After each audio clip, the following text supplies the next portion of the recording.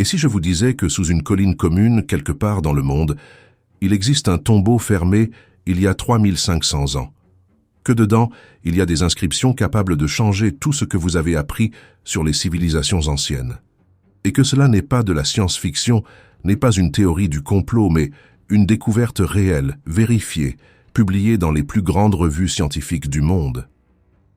Bienvenue. Vous êtes sur le point de vous embarquer dans un voyage à travers le passé, le plus fascinant que l'humanité ait jamais connu.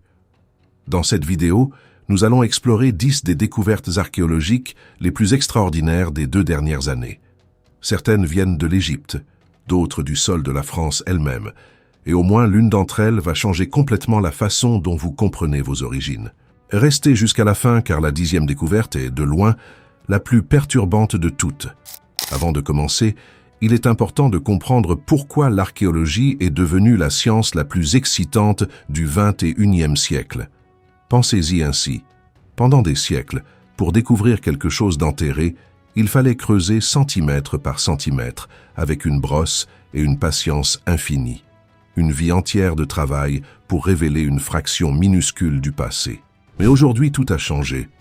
Avec des drones, l'intelligence artificielle, des scanners à laser appelés lidar et l'analyse de l'ADN de squelettes vieux de milliers d'années, les archéologues percent en des semaines des secrets qui prenaient auparavant des décennies. Et les résultats sont simplement extraordinaires. La France, d'ailleurs, a été protagoniste dans cette renaissance de l'archéologie moderne. L'ANRAP, l'Institut national de recherche archéologique préventive français, est aujourd'hui l'une des organisations les plus respectées au monde, fouillant systématiquement chaque fois qu'un chantier commence sur le sol français. Et c'est exactement cela qui a mené à l'une des découvertes les plus spectaculaires de l'année 2025. Mais allons-y doucement. D'abord, allons en Égypte. Février 2025. Une équipe d'archéologues travaille sur une colline rocheuse à quelques kilomètres de Luxor en Égypte, au bord du Nil. La chaleur est suffocante, la poussière constante. Et alors, après des semaines de fouilles minutieuses, les instruments détectent quelque chose. Une chambre, une entrée fermée, une porte qui n'a pas été ouverte depuis 3500 ans. Ce qu'ils ont trouvé derrière cette pierre est immédiatement entré dans l'histoire de l'archéologie mondiale. C'était le tombeau de Thoutmôsis II, le dernier pharaon de la 18e dynastie de l'Égypte ancienne, dont le sépulcre était encore disparu.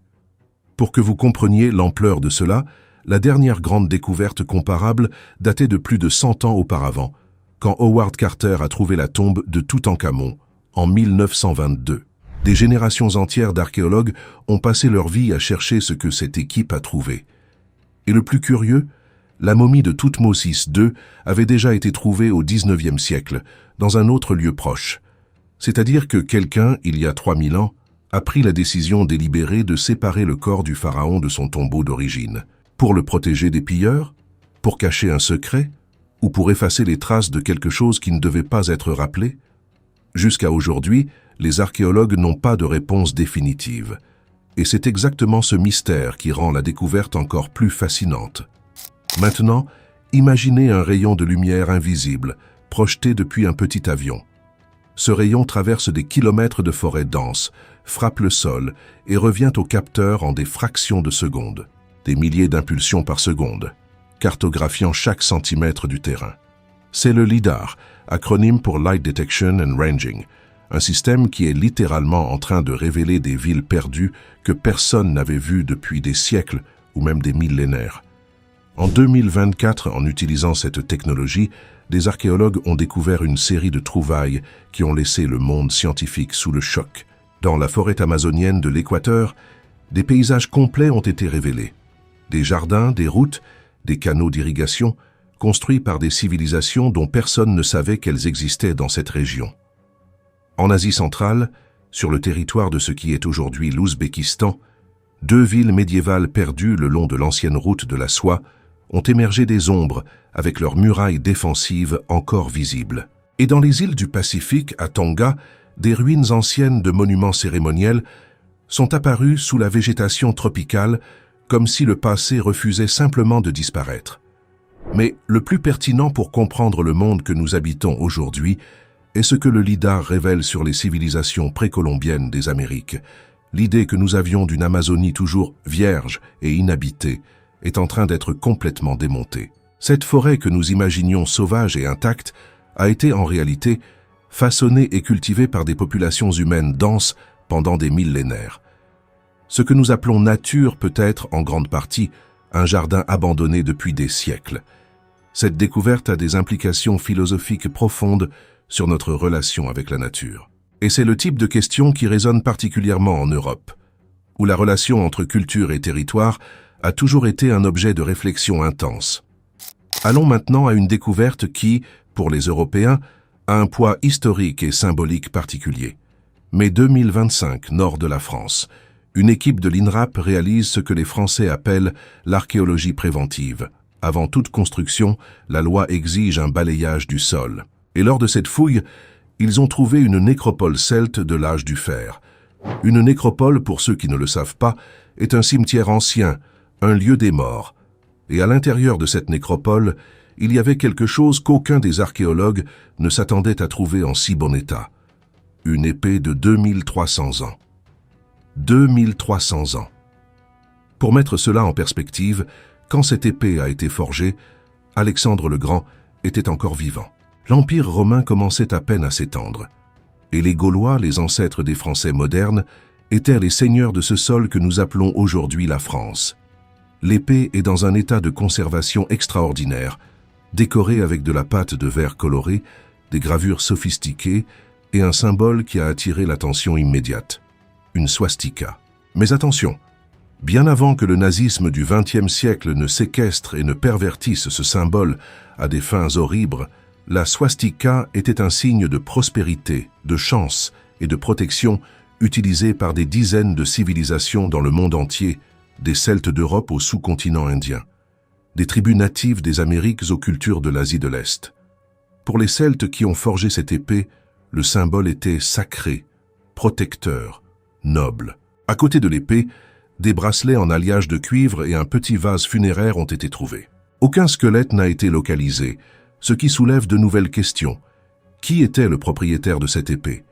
Pourquoi a-t-elle été enterrée sans son porteur? Était-ce un guerrier, un chef? Et pourquoi quelqu'un a-t-il décidé, il y a 23 siècles, d'ensevelir avec tant de soin une arme qui avait certainement une valeur immense? Les chercheurs ont classé cette épée comme, textuellement, l'objet le plus spectaculaire de la nécropole. Et elle est aujourd'hui une fenêtre directe sur le monde celte qui existait sur le sol de la France, bien avant Rome, bien avant la Gaule romaine, bien avant n'importe quoi que les livres d'histoire racontent, généralement. Pour ceux qui ont grandi en apprenant sur nos ancêtres les Gaulois, cette découverte a une résonance très spéciale. Maintenant, parlons d'une découverte qui implique le feu, la destruction et l'une des plus célèbres catastrophes de l'histoire. 79 après Jésus-Christ, Pompéi en Italie. Le mont Vésuve entre en éruption catastrophique. En quelques heures, la ville entière est ensevelie sous des cendres volcaniques à plus de 300 degrés Celsius. Les habitants tentent de fuir. Certains réussissent, beaucoup non. Et pendant 19 siècles, Pompéi est resté préservé sous cette couche de cendres comme une photographie du monde romain, figée dans le temps. Pour les Français, ce lien est profond. Rome était le centre du monde civilisé dont la Gaule faisait partie. Les Romains ont construit des villes, des routes, des aqueducs et des amphithéâtres sur tout le territoire français. Des lieux comme Orange, Arles, Nîmes et Lyon sont des témoignages vivants de cet héritage commun. C'est pourquoi chaque nouvelle découverte à Pompéi est aussi, d'une certaine manière, une découverte sur les origines de la civilisation européenne. En mai 2025, des archéologues fouillant une maison sur la Via del Vesuvio ont trouvé quelque chose de déchirant. Dans une petite chambre, il y avait un lit. Pas simplement un lit, mais un lit poussé délibérément contre la porte, utilisé comme une barricade improvisée. Quelqu'un, dans ce moment d'horreur, a tenté de bloquer l'entrée de la chambre pour se protéger des cendres. Et là même, dans cette pièce qui devait être un abri, les archéologues ont trouvé les restes mortels de 4 personnes. Parmi elles, un enfant. La famille a probablement réalisé, à un moment donné, que le lit ne serait pas suffisant. Ils l'ont poussé sur le côté et ont tenté de fuir. Ils n'ont pas réussi. 2000 ans plus tard, l'archéologie nous a rendu le dernier moment d'une famille qui n'a jamais survécu pour raconter son histoire. Ce n'est pas une abstraction historique. C'est une famille réelle, avec des peurs réelles, avec un enfant réel. Et cette humanité qui traverse les siècles est exactement ce qui fait que l'archéologie est si puissante. Traversons maintenant l'océan Atlantique et allons en Amérique du Sud pour une découverte qui s'est produite au Brésil dans des circonstances assez curieuses. Juin 2025, Moyen Solimo, dans l'état de l'Amazonas. Des pêcheurs naviguant sur le fleuve tombent sur quelque chose d'inhabituel sur la rive. De grands vases en céramique partiellement exposés par l'érosion des eaux. Ils préviennent les autorités. Des archéologues arrivent sur les lieux et, avec l'aide des habitants, réussissent à déterrer les artefacts. Ce sont au total 7 urnes funéraires, dont 2 de grande taille et 5 plus petites. À l'intérieur, des fragments d'os humains, des restes de poissons et de chéloniens qui sont des tortues et des caïmans. Ce mélange d'éléments humains et animaux révèle des pratiques funéraires extraordinairement complexes, où l'alimentation et le rituel se mélangeaient lors de l'adieu aux morts. Pour les Européens, et particulièrement pour les Français, qui ont une tradition philosophique consistant à questionner les origines de la civilisation, cette découverte remet en perspective quelque chose de fondamental. L'idée que la civilisation a commencé dans la Méditerranée est une fiction eurocentrée. Des civilisations complexes, avec des rituels sophistiqués, des systèmes de croyances élaborés et une connaissance profonde du territoire, ont fleuri indépendamment dans tous les coins du monde. L'Amazonie n'était pas un vide humain, c'était un monde entier. Et nous commençons à peine à le comprendre. Pérou, juillet 2025. Des archéologues travaillent sur les pentes arides proches de la région qui a donné naissance à la civilisation Caral, considérée comme la plus ancienne des Amériques. Et là, entre les pierres et le sable, émerge une ville qui dormait depuis 3500 ans. Son nom, Pénico. Ce n'est pas seulement une collection de ruines. C'est un centre urbain complet. Des temples cérémoniels, des complexes résidentiels, des places décorées de reliefs sculpturaux, des figures humaines et animales faites d'argile, des colliers avec des perles et des coquillages. Et un détail particulièrement fascinant, des représentations du pututu, une trompette cérémonielle faite avec un coquillage marin, capable d'émettre des sons audibles à des kilomètres de distance. Cet instrument était utilisé pour la communication et pour des rituels religieux. Imaginez le son d'une trompette de coquillage résonnant à travers ces montagnes il y a 3500 ans, convoquant les fidèles, annonçant le début d'une cérémonie. Selon les chercheurs, Pénico a émergé après le déclin de Caral et a fonctionné comme un lien entre la civilisation côtière et les cultures des Andes et de l'Amazonie. C'était un point de rencontre commercial, culturel et spirituel. Un hub civilisationnel au cœur de l'Amérique du Sud, contemporain des civilisations méditerranéennes que les Européens étudient depuis l'enfance. L'histoire de l'humanité n'a pas été linéaire, elle a fleuri en parallèle, simultanément, sur de multiples continents. Et Pénico en est une preuve supplémentaire. Maintenant, nous arrivons à une découverte qui combine 2 éléments que le public européen apprécie profondément. La technologie de pointe et les textes philosophiques classiques. Février 2024. Des chercheurs annoncent l'impossible. Ils ont lu un parchemin de 2000 ans qui était complètement carbonisé. Ce rouleau de papyrus était l'un des environ 1800 trouvés au XVIIIe siècle dans les ruines d'Herculanum, ville romaine détruite par la même éruption du Vésuve qui a enseveli Pompéi. Ces parchemins avaient été réduits en morceaux noirs et fragiles. Toute tentative de les dérouler les pulvériserait instantanément. Pendant des décennies, ils ont été considérés comme irrécupérables, des reliques muettes d'un monde perdu. Alors est entrée en scène l'intelligence artificielle.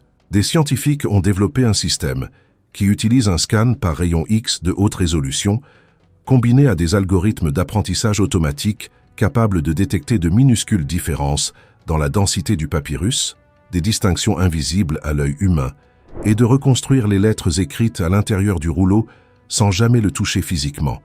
Et cela a fonctionné. Le résultat, 15 colonnes de texte, plus de 2000 caractères. Et le thème? Un texte philosophique écrit par un disciple d'Épicure, le philosophe grec qui défendait que le bonheur était le bien suprême de la vie humaine. Le texte parle de comment profiter de l'existence, du plaisir et de la sérénité, de vivre pleinement.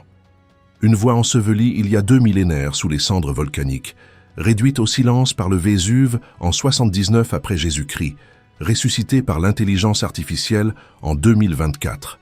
Pour les Français, qui ont une tradition philosophique sans égale dans le monde occidental, de Descartes et Voltaire à Sartre et Simone de Beauvoir, cette découverte a un impact particulièrement profond. Un philosophe ancien parlant de comment bien vivre. 2000 ans plus tard, la technologie la plus avancée de notre temps a décidé que cette voix méritait d'être entendue à nouveau. Il y a quelque chose de profondément poétique là-dedans. Nous arrivons maintenant à une découverte qui a défié l'une des croyances les plus ancrées de l'histoire et qui a une dimension particulièrement intéressante pour le public européen, qui pendant des siècles a construit des récits sur le Moyen-Orient, l'Égypte et les origines des grandes civilisations. Les pyramides de Gizeh sont probablement les monuments les plus photographiés, les plus étudiés et les plus débattus de l'histoire humaine. Et l'une des histoires les plus répétées à leur sujet, présente dans les manuels scolaires, les films et les documentaires pendant des décennies, est qu'elles ont été construites par des esclaves. L'idée du tyran impitoyable utilisant une main-d'œuvre forcée pour ériger des monuments à son propre ego.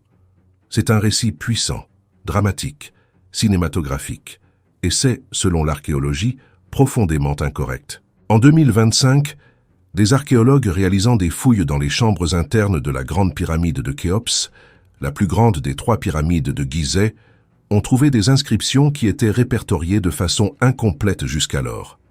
Écrites il y a 4500 ans, ces marques révèlent une réalité complètement différente du mythe. Les bâtisseurs des pyramides étaient des travailleurs qualifiés, spécialisés, payés en nourriture, en bière et en d'autres biens, bien nourris, à tel point que des installations de boulangerie et de stockage capables de fournir des repas pour 10 000 personnes par jour ont été trouvées dans une ville planifiée, construite spécialement pour eux à l'est de la pyramide. Et plus encore, des hiéroglyphes dans des tombeaux découverts au sud de la pyramide portent des titres comme « superviseur du côté de la pyramide », indiquant que ces travailleurs avaient un statut social, de la fierté dans leur travail, une identité professionnelle. Ce n'étaient pas des esclaves, c'étaient des artisans, des ingénieurs, des bâtisseurs, des hommes et des femmes qui ont choisi, ou du moins accepté, de participer à l'un des projets les plus ambitieux de l'histoire humaine. L'histoire qu'on nous a racontée pendant des siècles était fausse. Et c'est l'archéologie, patiente, méticuleuse et sans préjugés, qui nous a rendu la vérité. Maintenant, préparons-nous pour la découverte peut-être la plus perturbante et philosophiquement déconcertante de toute cette liste. Yunnan, sud-ouest de la Chine, juin 2025. Une équipe d'archéologues fouille sur le site de Xingyi et trouve le squelette d'une femme d'environ 7100 ans. En soi, ce serait déjà une découverte remarquable. Mais quand les scientifiques ont extrait et analysé l'ADN préservé dans les os, quelque chose d'inattendu s'est produit. Le profil génétique de cette femme ne correspondait à aucune population humaine connue. Elle n'était pas génétiquement similaire au peuple de l'Asie de l'Est. Elle ne correspondait pas à l'Asie du Sud.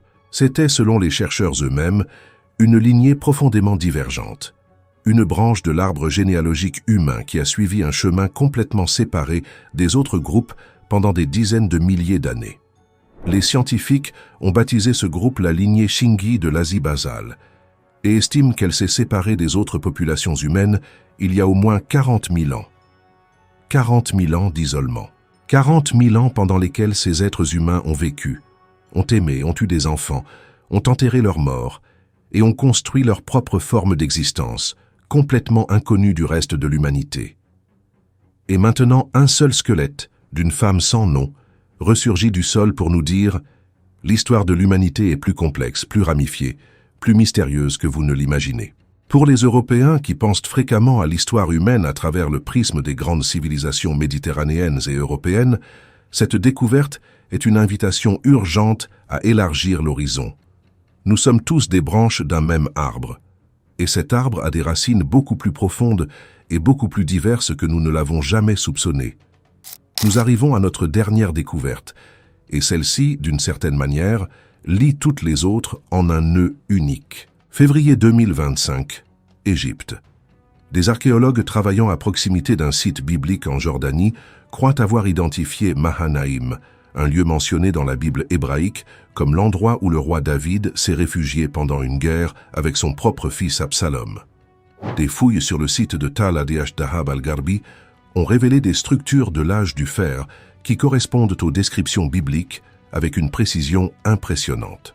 Pour les Français, qui vivent dans un pays avec une relation historique complexe et profonde, avec les traditions judéo-chrétiennes, avec les croisades, avec les cathédrales gothiques et avec les débats modernes sur la laïcité et l'héritage religieux, cette découverte pose une question fascinante. Où s'arrête la mythologie et l'histoire? Quand un texte sacré décrit un lieu réel, quand les archéologues trouvent des pierres et des murs qui correspondent à ces descriptions, qu'est-ce que cela signifie pour notre compréhension de la foi, de la mémoire collective et de la construction identitaire des civilisations? Nous ne sommes pas ici pour porter des jugements théologiques, mais nous sommes devant une preuve que les histoires que les peuples racontent sur eux-mêmes, leurs traditions, leurs textes sacrés, gardent souvent une mémoire réelle, concrète, vérifiable du passé, et c'est en même temps humiliant et extraordinairement fascinant. Alors qu'est-ce que toutes ces découvertes ont en commun? Qu'est-ce qui unit le tombeau égyptien, l'épée celte française, la famille de Pompéi, les villes perdues de l'Amazonie, le squelette mystérieux de la Chine et les parchemins ressuscités par l'intelligence artificielle? Qu'est-ce qui unit ces 10 fenêtres ouvertes sur le passé? La réponse est simple et profonde en même temps, l'humanité. Dans toutes ces trouvailles, ce que nous trouvons au fond, ce sont des êtres humains, comme nous. Des personnes qui ont aimé et ont été aimées, qui ont construit des choses de leurs propres mains, qui ont enterré leurs morts avec soin et des rituels, qui ont créé de l'art, de la philosophie et de la musique, qui ont tenté de survivre, qui ont parfois échoué, et qui ont laissé des traces dans le sol pour que, des millénaires plus tard, quelqu'un comme vous puisse découvrir qu'ils ont existé. L'archéologie n'est pas seulement la science du passé, c'est la science qui nous rend notre propre humanité. C'est le miroir le plus ancien qui existe, et plus nous le regardons, plus nous réalisons que nous sommes, au fond, profondément semblables à ceux qui sont venus avant nous. Nous avons les mêmes peurs, les mêmes rêves, la même volonté de laisser quelque chose de nous-mêmes dans le monde. Alors, la prochaine fois que vous passerez devant un chantier de construction, devant une colline couverte de végétation, devant un champ qui semble commun et vide, pensez, qu'est-ce qui sera caché là-dessous? Quelle histoire attend d'être racontée? Le passé n'a pas disparu. Il attend seulement, patient et silencieux, que quelqu'un vienne le chercher. Et nous, grâce à l'archéologie, nous avons enfin les outils pour le faire. Merci d'être resté jusqu'à la fin. Ce genre de contenu existe parce que vous décidez de le suivre et de le partager avec ceux qui méritent aussi de savoir. À la prochaine découverte.